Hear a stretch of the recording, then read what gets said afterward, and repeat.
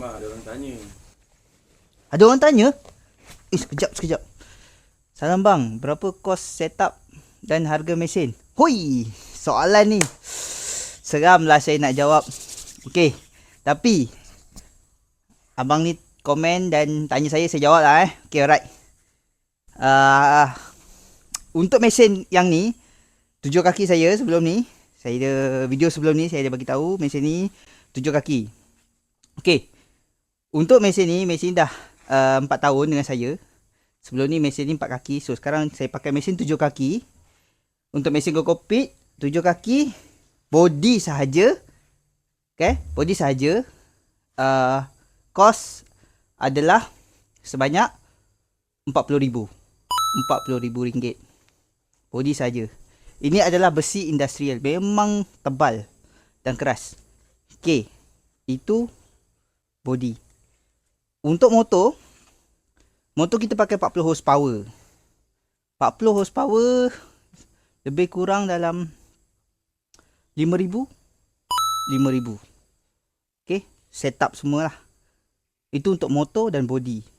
Lebih kurang anggaran 45,000. Okay, macam mana dengan elektrik? Yang ni elektrik, untuk yang ni adalah 100M. Kos saya setup dengan pihak TNB.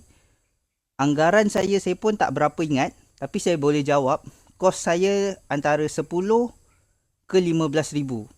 Sebab yang ni adalah 100M. Memang berkapasiti high voltage untuk mesin kokpit saya. Okey? Dan kita kira 40 tambah 5,000, siap motor 45,000 tambah kos elektrik saya 15,000. Okey? Kita anggarkan macam tu. So kita ada lebih kurang 60,000. Okey, kita ada lebih kurang 60,000 kos saya dekat situ. Keseluruhan saya punya bengkel bengkel ataupun saya punya setup untuk shelter ke macam mana pun 25,000. Okey. Jadi semua saya punya kos untuk setup mesin kokpit ni adalah total RM90,000 Malaysia.